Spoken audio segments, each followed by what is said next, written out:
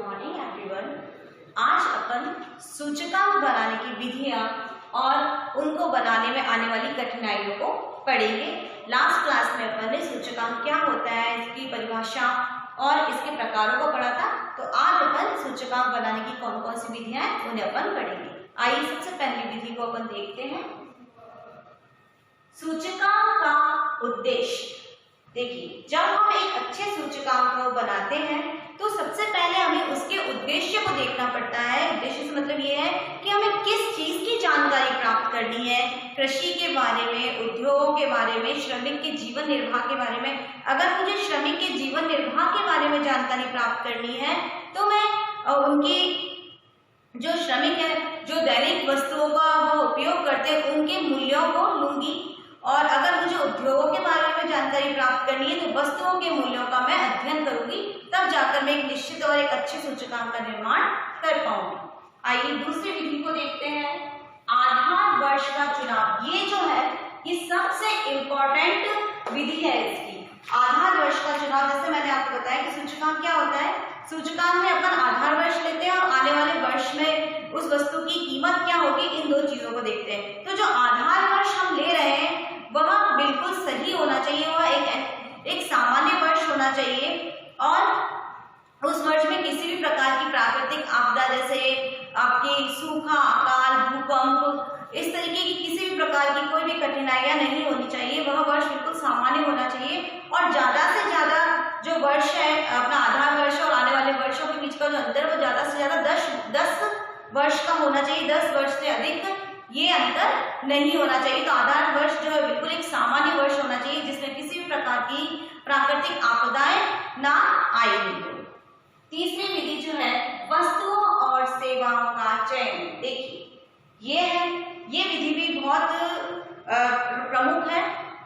इसमें सबसे पहले क्या करना पड़ता है, जो सांख्यिकी होता है उसको ऐसी वस्तुओं और सेवाओं का चयन करना होता है जो कि बिल्कुल सही हो और अर्थव्यवस्था के लिए बिल्कुल सुचारू रूप से कार्य करती हो।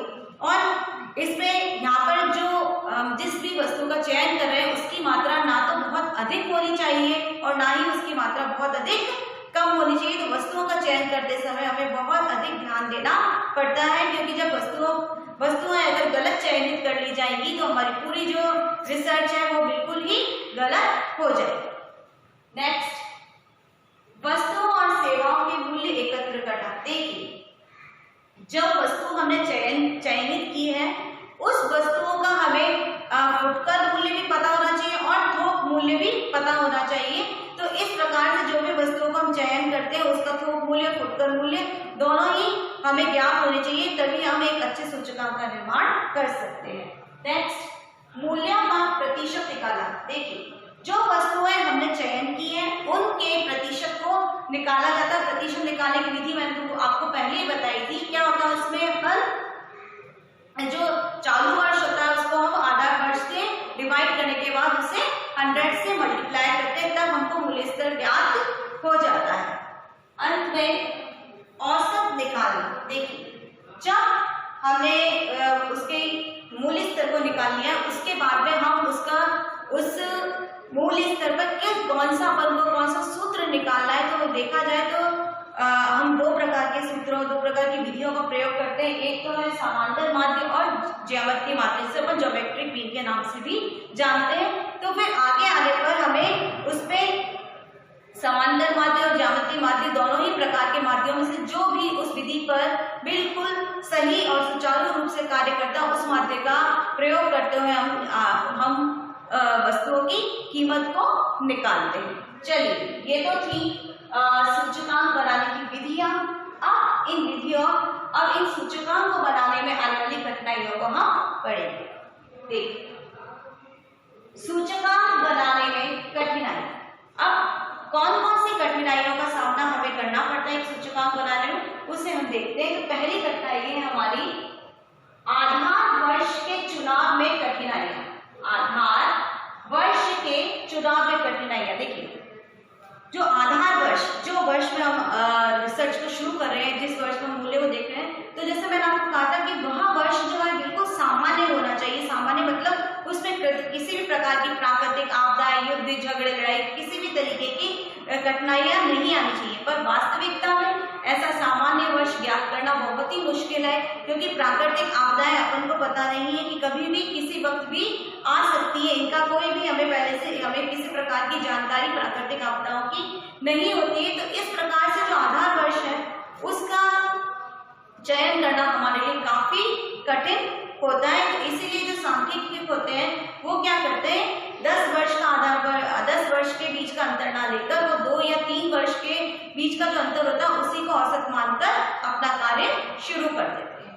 सेकेंड, प्रतिनिधि वस्तुओं का चयन। देखिए, जो वस्तु का हम चयन कर रहे हैं, प्रतिनिधि वस्तु यानी वह वस्तु जिसके हम सूचकांक बना रहे हैं, तो वह वस्तु ऐसी होनी चाहिए जो कि आधार वर्ष में भी चले और आने वाले वर्षों में चले। क्योंकि कुछ वस्तुएं ऐसी होती हैं कि जिनका क्रेज हमें आज प्रेजेंट यानी आज 2020 में तो है, पर हो सकता है कि 2025 या 2030 में उन वस्तुओं का कोई मूल्य ना रहे या उन वस्तुओं का प्रयोग बहुत ही कम हो जाए। जैसे कि आपका मोबाइल फोन, जैसे जो पहले आप देखेंगे कि कुछ समय पहले आप अपना जो फोन था वो केवल एक कीपैड वाला आता था, तो और आज आप देखेंगे तो हर किसी के हाथ में एंड्रॉइड मोबाइल आपको दिखेगा। तो दोनों के बीच का जो अंतर आप देखिए, पर यहाँ पर देखा जाए तो हम सूचकांक नहीं बना सकते, क्योंकि दोनों प्रकार के जो फोन से उनमें अंतर आ चुका है। तो अगर पहले भी कीपैड चलता और आज से 5 साल आगे भी कीपैड चलता तभी ये सूचकांक बन सकता था। तो कहने का मतलब यही है कि जो मैं वस्तु का चयन कर रही हूँ वो आज आधार वर्ष में भी चलनी चाहिए और आज से आने वाले 5 या 10 वर्षों में भी वह वस्तु प्रयोग में लाई जा रही है। तीसरा, कीमतों के चयन में कठिनाई। देखिए, जो वस्तु हमने चयन की है, तो मैं आपको बता दूं कि अधिकतर जो वस्तुएं हम चयनित करते हैं वो थोक मूल्य जो होती है, थोक मूल्य के अंतर्गत होती है। जो थोक में होती है उन्हीं वस्तुओं का चयन हम अधिकतर करते हैं, क्योंकि जो थोक में वस्तु होती है उनका सबका मूल्य एक जैसा ही होता है। पर अगर वही वस्तु हम फुटकर मूल्य को हमें ज्ञात करना, इसमें बहुत कठिनाई आती है। वस्तु का थोक मूल्य तो हम आसानी से ज्ञात कर सकते हैं, पर फुटकर मूल्य ज्ञात करने में हमें काफी कठिनाई का सामना करना पड़ता है, क्योंकि एक ही वस्तु अलग अलग मंडियों में जाती है। तो अलग अलग मंडियों में जाने के बाद में जो दुकानदार होते हैं वो एक ही वस्तुओं के अलग अलग भाव अलग अलग दुकानों पर लेते हैं। तो इस प्रकार की कीमत को ज्ञात करना हमारे लिए बहुत ही कठिन हो जाता है। फोर्थ, औसत निकालने संबंधी कठिनाई। देखिए, जब हमने सारी कीमतों का चयन कर लिया, उसके बाद में हमने उसकी कीमत स्तर निकाले, बाद में हमें उसका जो औसत निकालना होता है उसमें हमें बहुत अधिक कठिनाइयां आती है, क्योंकि उसमें अनेक गणितीय सूत्रों का प्रयोग किया जाता है। जैसे बहुलक है, आपका बहुलक है, समांतर माध्य है, गुणोत्तर माध्य है। तो कई प्रकार की जो विधियां हैं उनका प्रयोग किया जाता है। तो सांख्यिकी जो होता है वह इन विधियों का प्रयोग करके ही आपको निष्कर्ष निकालता है।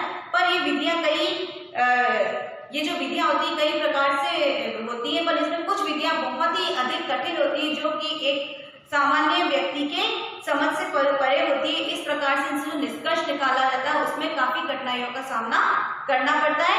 तो एक जो बुद्धिमान सांख्यिकी होता है वही इस कार्य को करता है। अगर वह इस कार्य को करता है तो इस कार्य को वह सुचारू रूप से कर सकता है, और इसके अलावा किसी सामान्य व्यक्ति को ये कार्य दे दिया जाए तो वह इस कार्य को बिल्कुल भी सही ढंग से नहीं कर सकता है। और जो आपने शुरू से लेके अंत तक की जो रिसर्च की है वो आपकी गलत हो सकती है।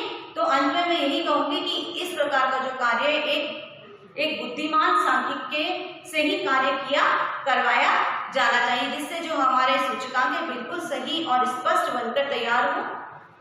अब अंत में अपन इसके निष्कर्ष को देखिए संक्षेप में मैं आपसे यही कह सकती हूँ कि जो सूचकांक है अर्थव्यवस्था के लिए बहुत उपयोगी है। ये अर्थव्यवस्था में होने वाली कमी व वृद्धि को बताता है कि किस क्षेत्र में आपकी अर्थव्यवस्था में कमी हो रही है और किस क्षेत्र में आपकी वृद्धि हो रही है। जिस क्षेत्र में कमी हो रही है वहां पर सरकार को अधिक ध्यान देना है, और जिस क्षेत्र में वृद्धि हो रही है वहां पे अधिक वृद्धि को रोककर सामान्य करना है। बाकी का अपन नेक्स्ट क्लास में पढ़ेंगे। Thank you.